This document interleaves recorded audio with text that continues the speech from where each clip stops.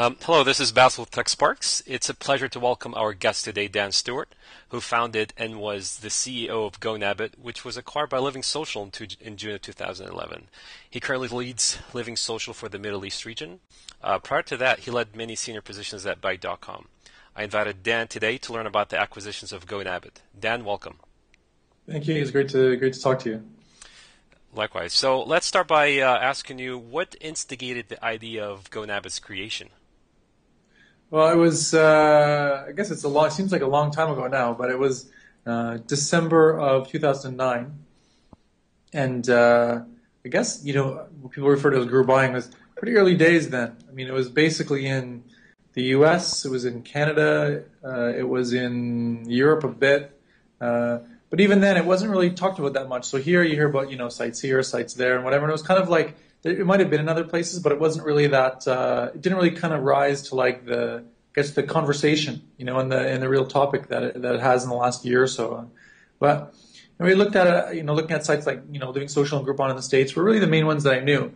And, looking at it as, not necessarily, this great heritage of e-commerce that exists in the Middle East, but much more kind of how, daily deal sites in the sense are kind of an easy in for e-commerce into markets, so we don't ship product, I don't, like, my product is a voucher that goes by email, so that I kind of get around barriers of things like poor address systems and referential addressing and PO boxes and this type of thing. All I need to know is email address, right? And so looked at it as maybe an easy in or an easier, in for e-commerce into a market where traditionally there hasn't been very much at all, if any. And then, looking at it as, I guess the other thing too, which seemed like a kind of a good ecosystem opportunity, was that for businesses that, were going to work with us at the time, or I thought of businesses that I might work with, these are businesses that might not have much online presence, if any. And so it was an opportunity really to, not necessarily drive traffic to their online presence, but actually be their online presence, for those couple of days, while that person was running. So it was really kind of those kind of things. So very different reasons, I guess, why, someone might think to start a site like this somewhere else. But, it seemed like worthwhile challenges to approach in this part of the world.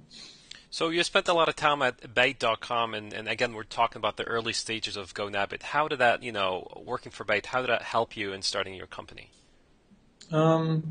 I think, I did a lot of different things there. Everything from I built and managed sales teams to senior business development to leading projects, really from the product side, revamping job seeker side, employer side of the website. I launched and ran our corporate venture capital arm. So I guess there was like the venture capital piece, the sales management piece, the site development piece, the product management piece. And so I think a lot of those things kind of came together, and I guess it was a lot of, the skills that I needed early on. For sure the sales bit, because if you don't have that, it's very difficult to launch anything, because ultimately, like, we're a sales business, and I think a lot of it too was, really having worked with a site that was a high traffic site. So you're trying to optimize, people's behavior on the website and things too, and trying to reduce friction to the objectives that they're trying to achieve, and just kind of using a lot of those things, and a lot of that thinking went into it, because I was essentially, my partner and I, he primarily covered sales. I was doing marketing and product, working with developers and doing a lot of, pretty much doing all the business development and but also the capital raising and, business modeling. I was the finance department. I was the HR department. So it was good that I was exposed to lots of different things because I needed all those, maybe not skills. I don't know if I reached the point that I'd call what I had skills, but I think, having that exposure and maybe some aptitudes in lots of different areas really helped out. But. So, let's stick with the early stages again, and this ties into what you just explained. Going into the, things like, securing deals, hiring people, funding, and the marketing aspect, how did you overcome those, I would say, challenges, not obstacles? Sure. Yeah, what's great about challenges, too, is that if there's no challenges when you're entering a market, it's actually, even if you progress through it, there's no challenges for anyone else to begin progressing through it, too, as well, right? So I guess as an entrepreneur, like, I'd generalize and say, if there's no challenges or hurdles in whatever market that you're trying to address, maybe it's not as worthwhile, just because, like, you might get to a certain point, but, there's no friction to those people that are catching up to you. I was at at an event in the fall, and someone was saying, it'd be great if it was easier to incorporate in all these different countries in the region, because we had created our footprint. So we were in the UAE, we were in Lebanon, we were in Jordan, and Egypt. And I said, look, I don't want it to be easy. I've gone and incorporated in all these places. I spent the better part of a year, incorporating. I don't really want it to be easy for other people to come along and to fairly quickly mirror that footprint. And so I think for us, the key was I guess I don't see e-commerce as a whole lot different than a store in the mall in that, you need stuff that people want to buy, a price they're willing to pay. And really the store needs to look like the kind of place somebody wants to buy from. It needs to be kind of professional and clean and functional and everything else.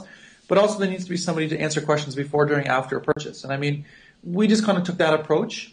I think a lot of it was that because we were doing something where we would speak to merchants and, you had to put it in a frame of reference what we were doing. So we became a performance-based ad unit. We put it in a frame of reference that businesses were probably used to, but maybe not in the context of what we were doing. And so I think a lot of it was really securing deals for us was hard work and feet on the street and phone calls and lots of meetings, and then just kind of putting in what we were selling because it was new in the context of something maybe they were familiar with.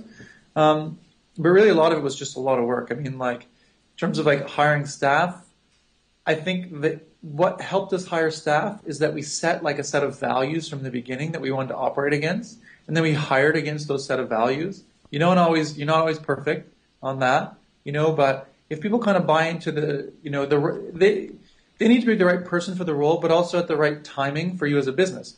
So the person you hire as, your first person is maybe a lot different than the person you hire to be your 150th staff, because the level of, change and uncertainty day to day is much different when you're 3 people versus 150. And so you kind of really have very straightforward conversations about what it's like to be in a company when there are 3 or 4 or 5 or 6. You work hard to find the right people. I mean, I was the HR department until we were about 45 people, so I hired everybody in 4 different countries. I posted the jobs, I filtered the candidates, I screened everybody. That was one of the many jobs that I had, but I mean, it's super important. When you're starting a business, you want to find the right people, keep the right people, and never run out of money. It's the 3 things. If you can do those 3 things, I know other things are important, but those 3 are kind of top. Were always top of my list. And I mean, literally, it was I guess kind of linking all those things together. It was no matter how we marketed, how we operated our business, how we spoke to merchants, it really was kind of driven and the values that we created were really kind of driven about how we wanted to run our business and how we wanted to do what we were doing and not just what we were doing. We made decisions against those values as we went. Probably we left some money on the table sometimes by, sticking to them. Maybe we missed some pretty good candidates sometimes, but you also have to come to work every day and enjoy the people that are around you. You have to, you have to also feel like they're the ones that are going to go out and represent you, whether dealing internally or externally. So I think really for us, it sounds great to say, but that core set of values you operate your business by impacts everything else that you do. Your business decisions, how you model your business, how you model growth, how you hire staff, how you retain staff, how you raise funding, how you market your business. So I think that was really important for us, and we did spend a huge amount of time on it because I think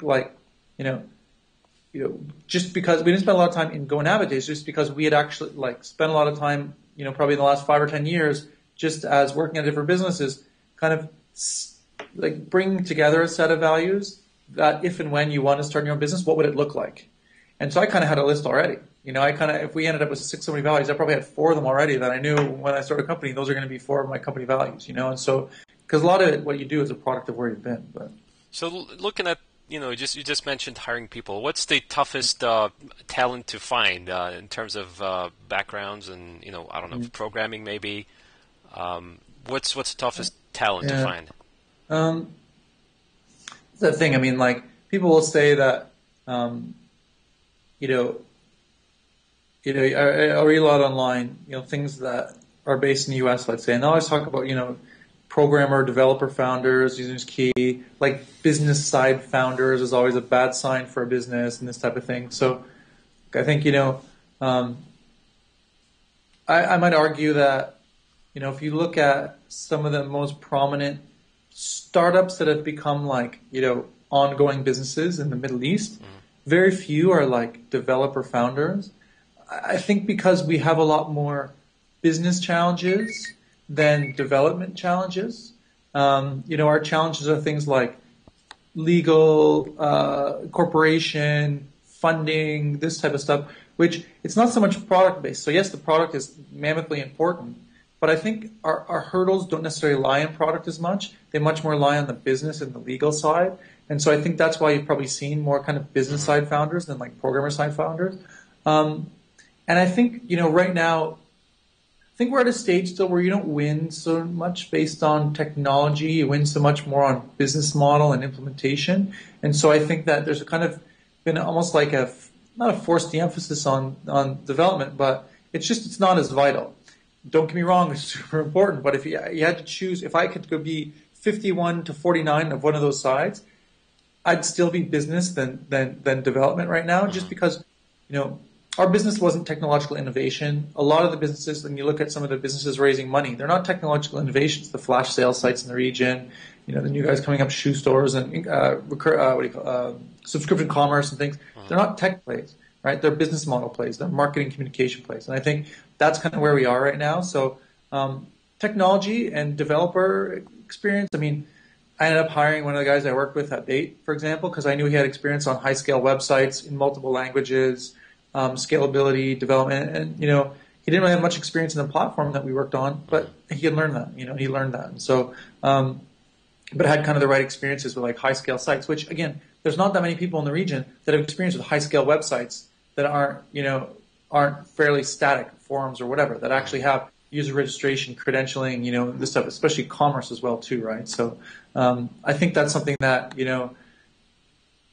I think one of the hardest thing to for us to find has been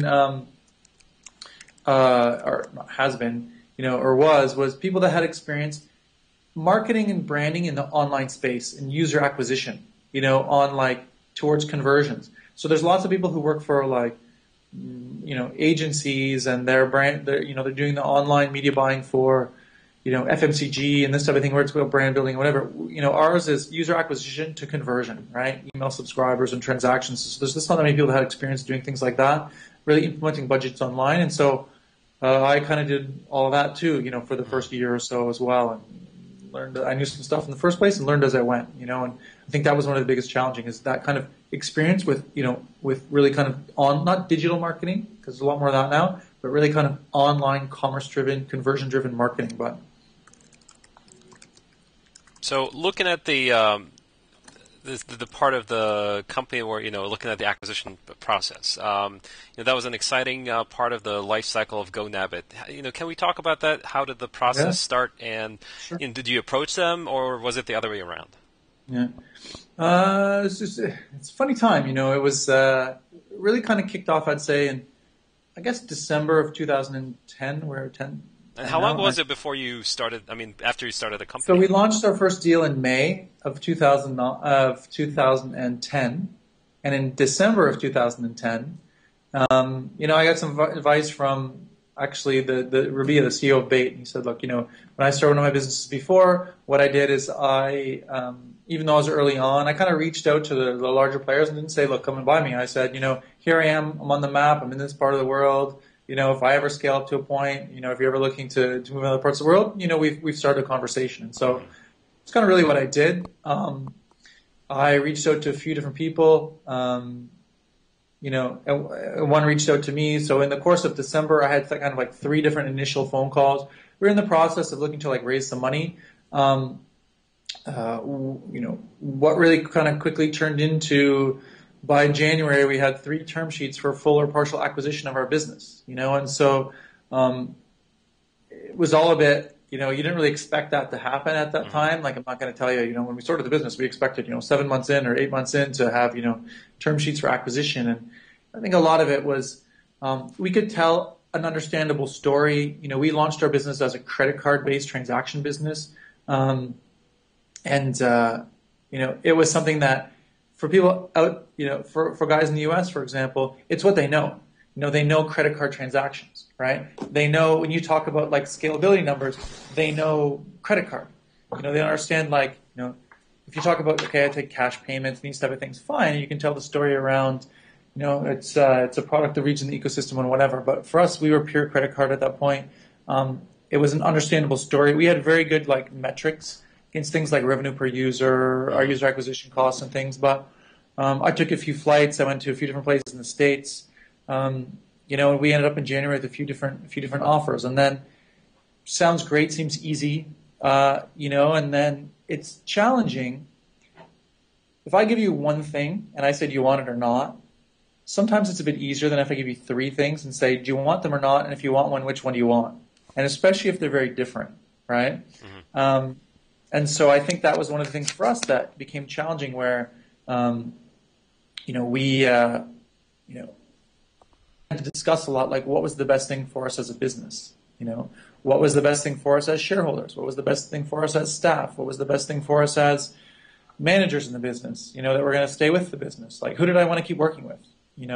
And I think a lot of the way we went through that process really kind of indicated for us, again, and actually, like I was wearing three hats. I was wearing the hat of shareholder, I was wearing the hat of, manager of staff and staff person, and I was wearing the hat of like, chairman with responsibility to the other shareholders, right? And so those kind of three hats is that I actually felt like I needed to change them, because what might have been right, for me as a shareholder might have been, maybe not the best decision for me as the chairman of the company, and so, we went through that process and, eventually in February, we agreed to go the Living Social route. And a lot of it was the part of the process. So, my partner Stuart and I had been to the States in Washington, D.C. to see them in December, a few other places I went. We went back in February. We basically said, look, you don't really know us that well. We don't know you that well. We're going to come out for a couple of days. Can you make some time for us? They spent 2 full days, a couple hours with the CEO, a couple hours with the CTO, a couple sales managers, research manager, CRM, the legal team, the finance team. They really gave us a lot of time. They really exposed the business to us, and I guess, to their credit, got us excited about, being part of what they were doing, and kind of the vision they had. And so it's easy, it's the easy part, you get term sheets, it's pretty piece of cake, you look at all three of them, great, you can give me that one, and, and then we're 4 more months, I'm kidding, but, it's 4 more months of lawyers and due diligence and, because I'm not going to lie and say we were perfectly packaged up for a transaction. You have to do a lot of different things as a business. And we were also a Dubai company, a Lebanon company, Egypt company, Jordan company. We were a Cayman holding company. We had a Canadian subsidiary. So we were doing due diligence on 6 companies essentially at once. And so it's 6 times as expensive legally. It's 6 times, like I literally spent 50% of my time for 4 months doing the transaction, to the point where by the time it was done, people were like, aren't you excited? I'm actually relieved that process is finished because it's exhausting. But look, good problems to have, not complaining. But, it was, I learned so much through that experience. It was excellent. It's frustrating at times. What you think is going to be finished in a week is finished in 2 more months, whatever. But look, it's good. It's all good problems to have. But. So one part of the acquisition is valuation, and there's not many acquisitions taking place in the Arab world right now. So how did you go about the valuation? Did you hire a company to do that? Did you just justify the numbers yourself? How did that go? So we didn't hire anybody. A lot of it was part of, our company structure, but also too, I think very quickly what a lot of us did in kind of the daily deals industry is that we kind of reached out to each other in different parts of the world where we thought we would never end up and try to form connections. So I knew guys running a company in Singapore. I knew guys running a company in Canada. I'd interact with some guys in Eastern Europe. So it kind of gave me a non-competitive kind of support group that you could ask kind of vague questions on what they were seeing in terms of things like this. But also too, look, what was probably most critical for us is that I had kind of the guidance of the fact that one of our investors was Bait. Major investor in Bait is Tiger Global. So I'd kind of get on the phone with one of the guys from Tiger and say, look, what are you guys seeing? What are you guys putting money in that? And this, when you put money into Brazil and you put money into Australia and similar industries, what kind of valuations? And so we were very much part of the conversations. That was really a critical part of that process. And so it wasn't like, someone took the process away from me, but I had great support in terms of that. And I guess I was fortunate to have someone who's done a few deals, as Tiger to really be supportive in terms of the experience, and just because they've done deals other places doesn't mean it's the best structure evaluation for us, but it was I couldn't think of many other people in the world who would have had as much experience really doing valuations, and especially in emerging markets, and so that was really invaluable for us. So, you guys are pure e-commerce play. Do you see cash on delivery model applied in markets like Egypt? Yeah, we actually, so we have the honor of being the first country in the world where Living Social has done cash payments as a model. So we actually launched it the other day in Egypt and Lebanon. We're looking out for other markets, but we had it with GoNabit, and we toughed it out, and we were really stubborn about it. And what we did is it was kind of more about the story we were telling. I'm going to give you kind of my tired analogy and say it's kind of like saying we entered every market basically saying we have, I have water for you to drink, and I'm going to keep offering you water, for a long enough time that I know if you're ever going to drink it, you're going to take this water from me, right? I'm going to go into Lebanon. I'm only going to take credit cards. I'm going to do it for long enough that I'm going to know for sure whether you're going to use your credit card or not, right? If that means you need to go to the bank and get it web enabled, which is a big issue in countries like Lebanon and Egypt where people have credit cards. But because there's nothing to buy online, the banks don't default them to being web enabled. And so, our support guys know really well how to tell someone to go to their bank and what to ask for in terms of get their card web enabled. Like we did a lot of these things as part of the process, but, a lot of it was the story. And then after 9 months in Egypt, we started doing cash payments. In Lebanon, it would have been a year since we launched that we started doing cash payments. We still saw the majority of payments coming through credit card. And then when the transition happened, when we moved to a Living Social brand and website and platform in October, we didn't have COD enabled. And we actually, we're pretty deliberate about it because we wanted to get the right solution. COD is very complicated.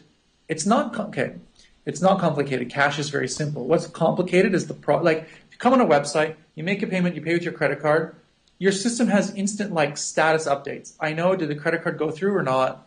Do I have my money or not? Can I release the product or not? There's no real delay times. The only real delay time is if you're using a hosted payment gateway. There's that time where you leave my site, go to the gateway, and how much time I give you to come back and complete your payment. If you don't come back after an hour, I might cancel your payment, your transaction or whatever, right? Your pending transaction. With cash, it's different. You have to keep this kind of open status where you're kind of waiting for payment collection. You need to optimize the data you send to whatever partner you're using to make sure that you increase the conversion percentage on successful collection versus, attempted but incomplete collections. There's a whole optimization process around that. And so, we did a lot of work with that. We use Airmex as our collection partner. So it's funny how they're a logistics company, but somehow they've become a payments company a little bit too. Right. So, they've been really good, but at the same time, I feel we have to, I guess there's an opportunity in us to help them, move into a space that they wouldn't naturally think that they would go into, in terms of that, because they're kind of being pulled into being a payments company a little bit, and I still think there's a lot of room for disruption in that sense, in terms of more savvy kind of payment options in terms of that, and it's the facilitation of it, but I think there's a lot of room for innovation in these markets, but I think it was something for us where we wanted an automated solution. So yes, we do cash payments. It's good and bad. As a buyer, I wouldn't be a huge fan of it just because, I guess I like a little bit more instant gratification. I like the I actually feel like a credit card is very accountable. I can see instantly charges. I get instant notifications when I make a charge. I don't know. Cash is just a bit cumbersome. Again, I need to be home. I need to be there for someone to come and collect my money. Right. But no, I think, Egypt, it was something where it was just, something about scale for the market. Lebanon, it was more of kind of a nice to have for us. Would we do it in other markets? We wouldn't necessarily do it to, as a function of necessarily increasing the business, as opposed to maybe that type of payment works better for different price points or different transaction sizes. Because even if you have a credit card, even if it's web enabled, if I try to sell you something that's $1,000, you might only have a limit of 500. for example, so it kind of helps with these kind of things too. So we look at it that way. But What's your biggest market right now? I guess biggest is means a few different things for us, right? So we have like user base and gross revenue and net revenue and these type of things. But I think right now, the UAE is the biggest market for anyone in the region doing what we're doing. I think for some of the flash sales guys, I think probably Saudi's bigger right now in terms of business. But for us, the UAE is the still the market that I think that was one of the things. So there's some guys. I was talking to some guys who started a site in Lebanon, a year or so ago, and I was saying, look, the advantage that we had is we paid for Lebanon from the UAE, and you're paying from Lebanon from Lebanon. And we had the advantages that the UAE was more of a now market as opposed to like a soon-to-be market, or a tomorrow is a today market, not a tomorrow market. So we could kind of fund our growth from the UAE as opposed to trying to fund it from Egypt or from Lebanon, where the markets just aren't there in the same way that they are as the UAE today. What's your most favorite city or country to start that company? We're talking about an e-commerce maybe play, looking at things like investments, legal, the talent perspective. What would be your choice? I mean, you're probably biased to Dubai now, but because you've been doing this for quite some time, but just in general. I think what's interesting is that I've thought about this quite a bit actually in terms of how we even refer to, like I could probably name, I could put out 10 or 15 different websites, and if you ask me, where they're from, or ask somebody kind of where they're based, a lot of times it would be like, what difference does it make? Just because like you see a lot of like the online commerce guys in the States. So a lot of the Amazon properties now will ship to the Middle East, literally list them as shipping destinations, list flat rate shipping, whether expedited or not, to to Qatar and Saudi and to the UAE. And I mean, so Endless.com, which is one of the Amazon properties. Does it make a difference to me as a consumer if it's an American company? All I know is that if I want like 4-day or 5-day shipping and it's $25, but something's like on sale and I'm going to save more than $25 anyway, or something that I can't buy in this part of the world, $25 is a bit irrelevant to me, right? Because it's a price I'm willing to pay. Because look, when you're competing on e-commerce, right, you're competing on, for e-commerce, you're essentially competing on price, 2 of the 3 at least of price, availability, and convenience, right? So I'll lose convenience, but it's still fairly convenient. Price, let's say, that's competitive, and availability is the king, because like maybe it's something I can't buy in this part of the world. So I would look at it and say, where am I able to compete on price, convenience, and availability? And so right now you're competing globally. So Shop and Ship by Aramex, where I order things that's only available in the U.S., but I get sent to my P.O. box in New York and it gets sent back to here, means that the companies that are selling similar products in this part of the world are now competing globally, with those markets. The companies that are selling things like Endless or like My Habit or the Guild guys that do flash sales, the ones that are doing it here, even the offline retailers, they're competing with them as well too, right? So it's almost irrelevant these days where things are being sent from and shipped from, as long as whatever that shipping cost is manageable as part of, the total price offering, right? And so I would look at it and say, not so much, look, part of me would say, what don't we have here that I'd like to have here as a consumer? And I kind of start from there as a starting point. What am I able to scale to market? So if I'm going to be the biggest group buying website in Dubai, is that good enough? Is that enough? Is that worth it? Maybe not. It's just not enough scale, right?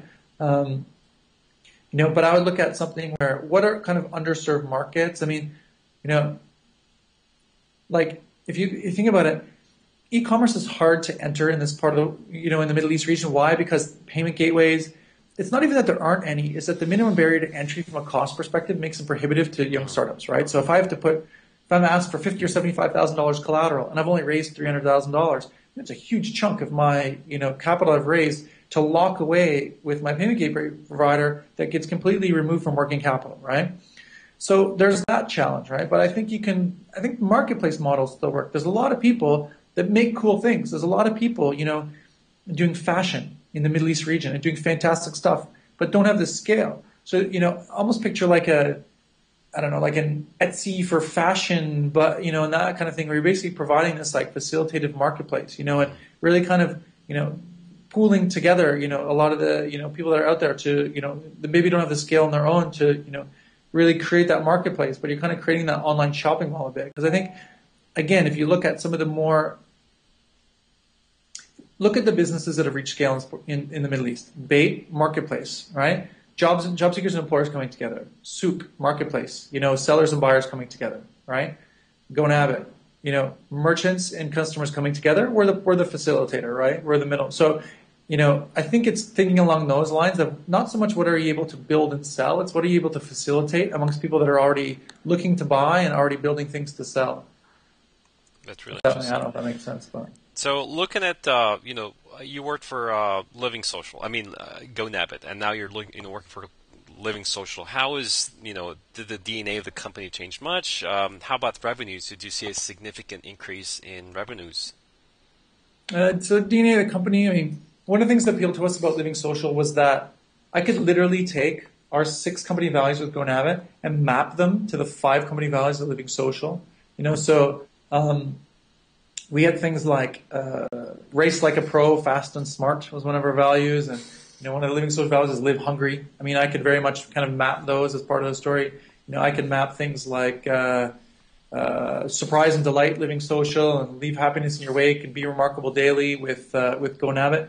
So I think we kind of meshed a lot as a business, just in terms of it's funny because like even some of the feedback post transaction, like when some of the some of the integration team came up from the US out to Dubai, they're saying, look, this is pretty easy because like I could picture all of your staff sitting in like our DC office, because it's kind of similar, similar kind of profiles and stage of life and personalities and everything else. So I think internally, we kind of went through phases, and some of the phases I have to admit I didn't really expect. So you go through the phase when you're going through the acquisition process, and so you're conscious as a founder and as a CEO that you don't want to create false expectations with your staff. So you kind of keep a lot of that process to yourself, to the point where I think people knew something was going on, but I would freely admit something was going on because as a startup, you're in some version of spending money, raising money, something all the time, right? So there's always capital conversations going on. So that's no big secret. But once we got closer, I was locked in a room for half the day for 4 months. People knew I was doing something. I better be doing something. Playing Scrabble or something. But there's that initial kind of phase of great, exciting. Then it's kind of like, what's in it for me? And then it's like, okay, so what does this mean for me? Are Dan and Saurabh leaving? Are they staying? Do I report to somebody different now? Is someone going to come in from the US into this business? And so we kind of had all like kind of the Q&A around that, really very straightforward. The approach from Living Social was, look, we don't want to do anything to knock you off your stride. We want to help you be able to run faster, not slow you down at all. Sure, and so sure. There's always going to be a bit of that because, especially when we switched platforms, we literally changed every single system that we had. So at the same time that we're trying to run our business normally, speak to merchants, service clients, pay merchants, answer the phone for customer support calls, market our business, we're also behind the scenes completely shifting every single platform, every system we have, CRM system, SMS system, the system where we build our deals and our analytics systems and everything else, everything changed completely, right? Exporting, importing data, all these things, right? Training up all our staff across 4 different countries, so there's a bit of a challenge around that. So it was an interesting process for us. It was, I liken it to when you move houses, because basically you move, you get moved, and all your stuff is there, you start eating there and sleeping there. And you think it's all done. But then you spend weeks or months afterwards hanging the pictures and fixing the leaky faucet you didn't know about, and painting it the color that you want and everything else. And so we went through that phase. We moved, our furniture was there, we were eating there and sleeping there. But then we spent a few more months hanging the pictures and painting the walls, buying new furniture and getting new drapes and whatever, right? So we spent a lot of time with that. So look, there's been mammothly more complex, transition processes, but it was work. There was work to do, and so I feel like now in the last few weeks, we've just kind of hit our stride where we've kind of done all those things. We're actually, hitting our stride with like using all the tools of the platform, all the analytics of the platform. And so, we're really excited for this year moving forward. And I feel like, look, I mean, I was super excited about the fact that, I can build a mobile app, but there's no real payment gateways in this part of the world to support like actual card on file, purchasing, through the app. We ended up with that. It's fantastic. We're e-commerce app in the region. It's fantastic. I'm happy to be firsts, like these things, right? We're already seeing like 5 or 6% of purchases coming through, our iPhone and Android apps, which I think is huge when you think about it, because like that percentage of app installs is actually they're very much punching above their weight in terms of the percentage of our user base, and so I think again, it's a new opportunity for people. It's convenient, and so I'm not trying to get into product specifically, but just those kind of opportunities which are also what appealed for us, but it was also a transition for us as a business, Sure. but transition in a buyer mindset and things too. I mean, before we had that, you didn't ever think, which app am I going to open today and buy something? There were none. So now it's a new opportunity. So you have to make people aware of the new opportunity, and things grow over time. But it's nice to chart new pathways and things too. So I mean, it's fun challenges, to be doing these things. So looking forward, what are the future plans for Living Social Middle East? So basically what we're doing is there's a core to our business, right? So the core to our business is that service-based, daily deals business. And, I think we're seeing kind of the industry. This year will be interesting because I think if the last couple of years were about scale years, this is a bit of an evolution year, in the sense where, the way we talk at Living Social is that kind of daily deals was our way to scale a business. And now that we have this like user base and people that are used to coming to our site to look to connect and discover with local merchants, I mean, there's different things that we can do that kind of still fall into that ecosystem, right? So there's still going to be that core deals business where we're looking at it and saying, so globally and regionally, we're very big in terms of travel, which is a whole different buyer mindset. It's a different set of merchants. Family specific deals for us that we run, I still consider part of kind of that daily deals business.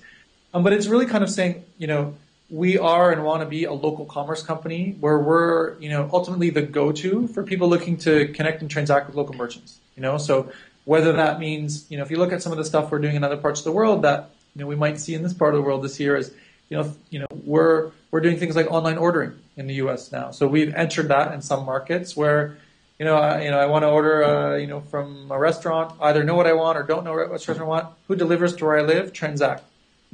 People are already coming to us to connect with local merchants, and now it's, getting into that potential food ordering business. And that's something that, we're doing in Washington, D.C. and a couple other markets right now. And, we're testing it as a business to see if it fits with the user base and things. So, but again, it's around connecting with local merchants. Our instant product kind of wraps a deals layer onto that ordering piece.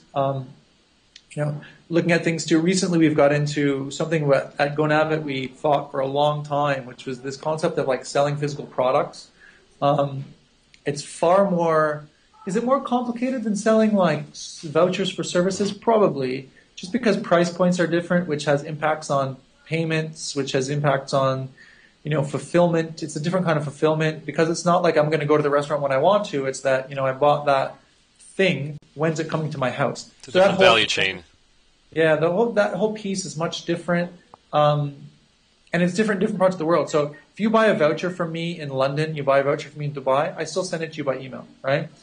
But just the whole concept of delivery and fulfillment in different places and who's doing it is very different in different parts of the world. So, but again, I think it's comes back to what I said right at the beginning is these are interesting challenges to overcome because I think they're worthwhile challenges to overcome. And so we're looking at lots of these different things. So keeping the core business strong, growing that as a real driver of our business, and looking to see what are kind of, shoulder markets that also kind of fit into kind of the brand premise and, really consumer interest, in every market that we operate. But.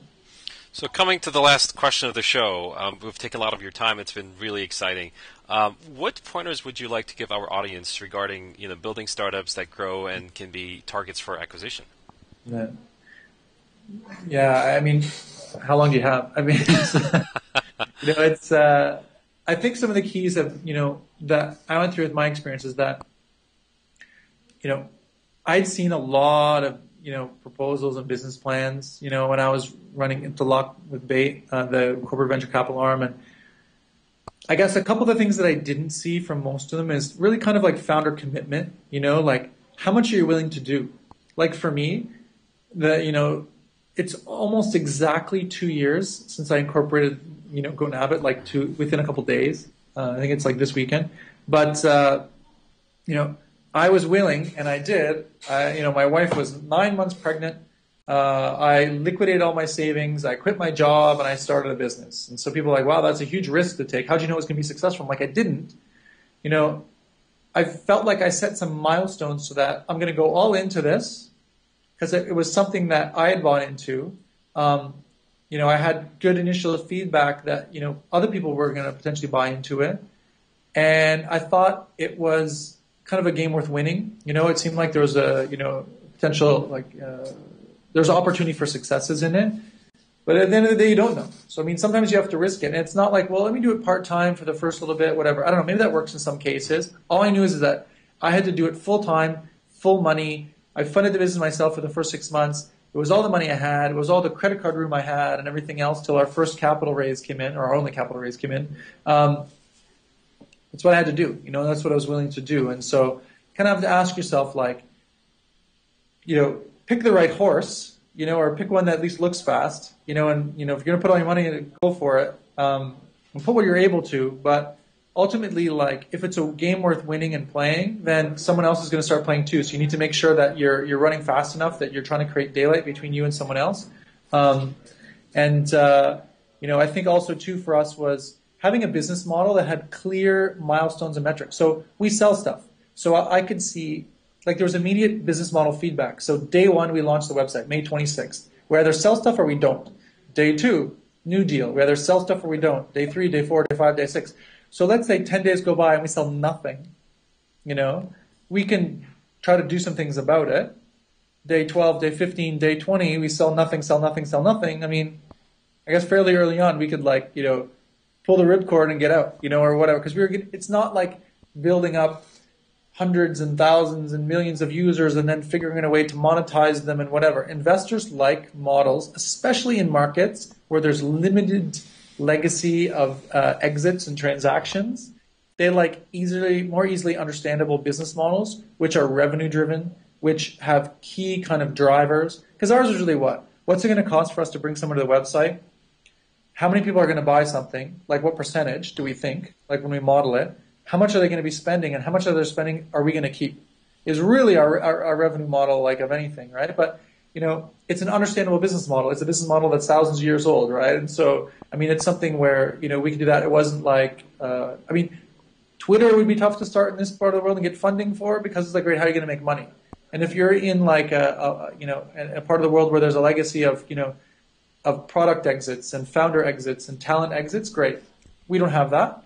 And so it's business model exits. And I think too, the documents that you use to found your business, your capital raising documents, your shareholder agreements, they're not one-way tickets, they're return trip tickets, right? So what you define in your shareholder agreements and your share purchase agreements initially, you define how everyone's entering the business, but you're also defining the framework for how you'll exit, because everybody exits. You either sell your shares, you sell your company, you go bankrupt, you die, you quit, you something. Everybody leaves the business at some point, right? And so you need to make sure that you've defined and agreed how each one of you is going to exit the business and how you're going to make decisions around the exit of the business when you're entering. And so we probably didn't spend a lot of thought and time on that at the beginning, but we had good lawyers that set it up well. So it actually made our lives easier because we might have, not always agreed 100% on the form of exit, but we had documents that I guess, with less pressure earlier on where we defined how we were going to do that. So when we had more pressure around this exit discussions, we'd already kind of set up 90% of the guidelines for how we were going to potentially exit the business, right? And so I think that's really important.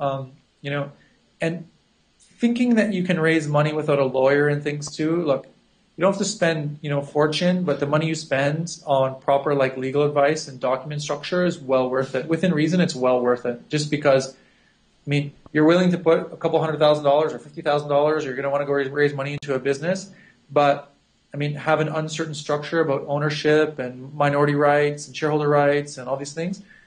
I mean, it's vital that you have these in place because otherwise you're adding a significant amount of risk to your particular investment into the business, right? So I would say that really is kind of really clear business model. I would say, you know, going all in if you can, you know, and finding something you're willing to go in all in on. And someone else says, yeah, I'd go in all in that too. You know, really capital raising structure, but also finding a founder, a co-founder that's as or more passionate than you are. Because you know what, it's tough to do by yourself. I struggled at first because I was trying to do it by myself. And when, you know, my partner, Saurabh, and I, we knew each other for 3 days before we started working together. We'd met for a couple hours, but you know what? He had been in a bunch of startups before, started a few businesses. He had the passion for it. He was ready to commit 100%. And that was as much or more important than anything else, you know. And so it worked out okay. So. Well, Dan, that was very delightful having you with us today. It was an incredible interview. Thank you so much for your time. And, yeah, pleasure. And we'll look forward to hosting you again. Thanks, Basil. Appreciate it. Thank you. Have a good one. Thank you. Thank you. Bye. Bye-bye.